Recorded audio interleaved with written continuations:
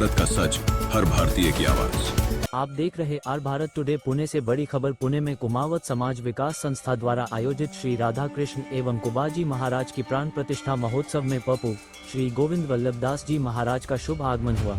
Are Bharat today से विशेष बातचीत में महाराज ने कहा, धर्म जीवन की ऊर्जा है और युवा ही धर्म की रक्षा के वाहक हैं। सेवा, भक्ति और सत्य ही सच्चे धर्म के स्तंभ हैं। महाराज ने समाज को संस्कार, सदाचार और प्रभु भक्ति का मार्ग अपनाने का संदेश दिया। महाराज के प्रवचन ने श्रद्धालुओं को आध्यात्मिक ऊर्जा से भर दिया। आगे सुनिए महाराज जी का ओजस्वी एग्जीक्यूटिव इंटरव्यू सिर्फ भारत टुडे पर। कुंभाजी महाराज की भव्य प्राण प्रतिष्ठा रखी गई है और पुण्य नगरी की पावन धरा पर पहली बार कुंभाजी महाराज का ये प्राण प्रतिष्ठा का महोत्सव हो रहा है, तो कुमावत समाज को क्या आशीर्वाद के रूप में कहेंगे? कुबाजी श्री कुबाजी महाराज हमारे समाज के आराध्य देव हैं और ऐसा शास्त्रों में, इतिहास में वर्णन है कि वे कुमार समाज से ही थे और उनके जीवन की तो अनेक घटनाएं। वे भगवान के परम भक्त थे। उनको कुबाजी इसलिए कहते हैं, वो कुबे थे नहीं, पर एक बार वो संत सेवी थे। उनके घर में संत आए, घर में कुछ जिमाने को था ही नहीं। एक महाजन के वहाँ गए तो महाजन ने कुछ सामान देने से इनकार कर दिया। उन्होंने कहा कि मैं कुछ काम कर दूं तो बोले कि आप मेरे घर में वेरा बना दो, मेरे खेत में कुआं बना दो।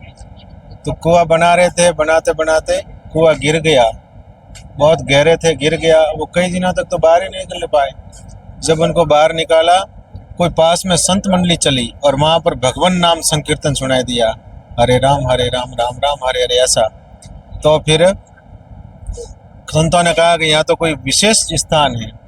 फिर खोद के कुबाजी को बाहर निकालते तो उनके जल की व्यवस्था थी, वहाँ वो जिंदे थे और कुबे हो गए। उसके कारण को कुबाजी महाराज कहते हैं। बाकी हमारे 52 द्वारा है, वैष्णवों के 52 द्वारा में एक कुबा द्वारा है और वे तो परम वैष्णव है। इसलिए ये समाज का परम सौभाग्य है कि ऐसे देव की आराधना और उपासना करने का अवसर मिला है। साथ में भगवान राधा कृष्ण जी की प्राण प्रतिष्ठा हो रही है, तो उससे मंदिर क्यों बनाए जाते हैं और उनकी प्राण प्रतिष्ठाएं क्यों की जाती है?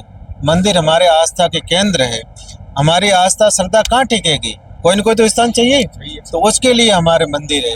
तो कुमावत समाज, उससे ये उनके अंदर भक्ति आएगी, अच्छे संस्कार आएंगे, बच्चों में भक्ति आएगी और उस भक्ति के बिना तो मानव जीवन शून्य है। जब हृदय में भक्ति आएगी तभी मानवता है। तो ऐसी भक्ति के लिए भगवान के मंदिर बनाए जाते हैं और इस मंदिर से समाज को खूब लाभ होगा और पूरा समाज नित्य प्रति भगवान के दर्शन करने आएगा और ऐसे संस्कारवान बनेगा और अपने जीवन में उन्नति करेगा। आप कुम्हार समाज को एक मंच पर लाने का काम कर रहे हैं, तो अभी कुंभाजी महाराज का मंदिर भी यहाँ पे हो गया है, तो सभी कुमावत समाज और जितने भी कुम्हार समाज है कैसे एक मंच पर आएगा? इसके लिए क्या हमने कुमार समाज को एक जगह लाने के लिए एक रणनीति बनाई। उसके लिए हम धर्म के आधार पे एक जगह ला सकते हैं और कोई आधार नहीं है। धर्म के आधार पे हम वहाँ पर एक सांस्कृतिक आध्यात्मिक धाम की रचना कर रहे हैं। उसमें चाहे कोई प्रकार का कुमार हो, हमारे 4 प्रकार के कुमार हैं। मारू कुमार है, माड़ेचा है, बाड़ा है, पुरबिया है। तो हमने क्या कहा समाज के सामने कि चाहे जिस समाज से हो आप, अपना नाम वही रखो, कोई बदलने की जरूरत नहीं। पीछे कुमावत लगाओ, प्रजापति लगाओ, वो बदलने की जरूरत नहीं। आपके नाते रिश्ते जहाँ करते हो वहाँ करो, उसमें कोई बदलाव करने की जरूरत नहीं। आपके स्थानीय संगठन है, उसको है वैसे रखो, उसमें कोई बदलाव करने की जरूरत नहीं। केवल धर्म के नाम से एक जगह आ जाओ बस। अगर धर्म के नाम से एक जगह आ जाओगे, आपको तो माथे गिराने और करने क्या है? जब आप माथा गिराने लगोगे तो अपने आप समाज के सब कुछ अच्छा हो जाएगा। अब विप्र समाज के नाम से उदाहरण देता हूँ। विप्र समाज के नाम से कितने प्रकार के विप्र है? देश में 20 प्रकार के विप्र है, पर जब विप्र समाज का नाम आता तो सारे एक हो जाते। तो हम तो एक ही बाप की संतान है, हमको एक जगह आने में कहाँ दिक्कत है? आना चाहिए और आओगे तभी भला होगा। नहीं आओगे तो भाई आज तक जैसे पीछे रहे हो ऐसे पीछे घूमते रहोगे। अभी तक तो आपने दूसरों की गुलामी की है और जब आप एक जगह संगठित हो जाओगे तो दूसरे लोग आपका अनुसरण करने लग जाएंगे। तो हमको तो ऐसा कार्य करना है जिससे दूसरे लोग हमारा अनुसरण करें कि अरे काम करना हो तो ऐसा करो जैसे कुमार समाज ने किया हो, ऐसा काम हमको करना है।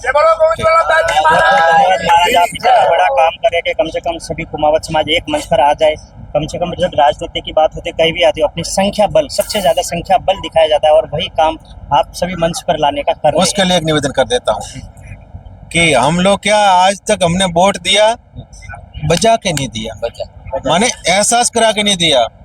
किसी भी समाज को आगे बढ़ना हो, सत्ता में भागीदारी चाहिए और प्रशासन में भागीदारी चाहिए। शासन में भागीदारी मिलती है वोट से और प्रशासन में भागीदारी मिलती है शिक्षा से। हमारे बच्चे अच्छे पढ़ के IAS IPS बढ़ेंगे तो निश्चित रूप से समाज उन्नति करेगा। ये प्रशासन में भागीदारी हो गई। और जब वोट देंगे उस समय सामने वाले को एहसास करा के देंगे तो वो हमारा ध्यान रखेगा, नहीं तो सजना कोई ध्यान रखने वाला नहीं है। जिन लोगों ने इतिहास में अपनी उपस्थिति दर्ज नहीं कराई वो इतिहास के पन्नों से गुम हो गए, इसलिए उपस्थिति दर्ज कराना सीखो। इतना ही कह दो कि हमारा वोट तो वहां पड़ेगा जहाँ श्रीपति धाम कहेगा, इतना कह दो, ऐसे पांव धुजने लगेंगे। एक बार मेरा कहना कर दो, फिर आप देखो क्या काम होते हैं, सारे काम होंगे, अच्छे काम होंगे। उसके लिए आपको एहसास कराना पड़ेगा। जब तक एहसास नहीं कराओगे तब तक कोई मानने वाला नहीं थी। ये भी एक बात समाज के सामने रखता हूँ और समाज उसका अनुसरण कर रहा है। बहुत सारी बातें हैं, समाज में बहुत परिवर्तन आया। पहले बहुत कुछ कमियां थी, अभी व्यसन की दृष्टि से बहुत जगह व्यसन मुक्त हो रहे हैं, शिक्षा का काम हो रहा है, संगठन का काम हो रहा है। अब कहीं नए नए होते हैं तो वहाँ थोड़ी कमियां हैं, धीरे धीरे हम जाएंगे, उनको बात बताएंगे तो सब कुछ भला हो जाएगा, अच्छा हो जाएगा। बहुत अभी मैंने देखा कि जब आपने बोला कि व्यसन मुक्त की बात करें तो जैसे ही आपने यहाँ पे सभी समाज के सामने एक बात रखी तो किसी ने कुछ नहीं पिया, न बीड़ी पी, न सिगरेट पी, कुछ लोगों ने तो चाय तक भी नहीं पिया। यानी कि जब संत मार्गदर्शन के लिए आगे बैठते हैं तो काफी प्रभाव इस समाज में होता है। उसका कारण क्या है? कारण इसलिए है कि संत के किसी से द्वेष नहीं है और निजी स्वार्थ नहीं है। क्या बीड़ी पिएगा तो मेरे जेब की पिएगा? क्या शरीर खराब होगा तो मेरा होगा? मैं क्यों कहूँगा उनको? इसलिए कह रहा हूँ कि मुझे हृदय में पीड़ा है कि वो शरीर क्यों खराब कर रहा है, मुझे हृदय में पीड़ा है कि वो अपना पैसा क्यों बर्बाद कर रहा है, मुझे हृदय में पीड़ा है कि वो पीछे वाली पंक्ति में क्यों खड़ा, आगे वाली पंक्ति में आवे। मेरा कोई स्वार्थ नहीं है, मैं निस्वार्थ भाव से कहता हूँ, इसलिए मेरी बात को लोग मानते हैं और बुरा भी नहीं मानते। मैंने तो यहाँ तक कहा, मैंने कहा बुरा लगे दोबारा मुझे मत बुलाना, क्या करोगे भाई? सबसे बड़ा डर लगता है कि दोबारा बुलाओगे नहीं, मत बुलाना।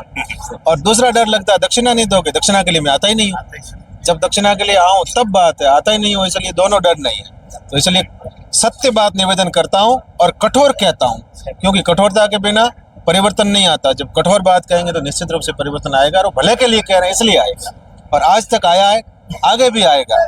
जब जब भी कभी कोई ऐसे परिवर्तन आए वो ऐसे कोई नहीं आ गए, उसके लिए संघर्ष करना पड़ा, संघर्ष कर रहा हूँ, तप रहा हूँ, और उसके कारण समाज का खूब भला होगा, होने वाला है, होगा, अच्छा हुआ है, आगे भी अच्छा होगा। इसलिए सबको कहता हूँ कि सहभागी बन जाओ। जब आप सहभागी बन जाओगे, अभी तो मैं अकेला दौड़ता हूँ, मेरे साथ में हजारों हाथ हो जाओगे तो आप और हम मिलकर बहुत कुछ कर लेंगे।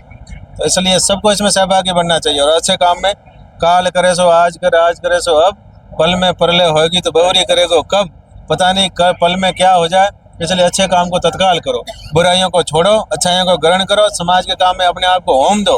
पता नहीं जीवन मिला है कब तक रहेगा, कोई पता नहीं है। और सहभागी बना के अपने आप को सौभाग्यशाली मानो कि मैं समाज के काम में सहभागी बन गया, ये मेरा सौभाग्य है। जब आप सहभागी बन के सौभाग्य मानने लगोगे तब सब काम सहज ही हो जाएंगे। और भगवान शक्ति सामर्थ्य देते हैं, वो मेरे अंदर दी है, मैं तो लगाऊं रात दिन, उसी भाव से लगाऊं। भगवान सबको इस प्रकार से शक्ति सामर्थ्य दे, सब समाज के कार्य में लगे, सबका भला हो। बहुत बहुत धन्यवाद महाराज जी। आपके मार्गदर्शन में कुमावत समाज एक मंच पर आए और बहुत बड़ा इसमें बदलाव आने वाला है भविष्य में। जय बोलो गोविंद महाराज की जय हो, कुबाजी महाराज की जय हो।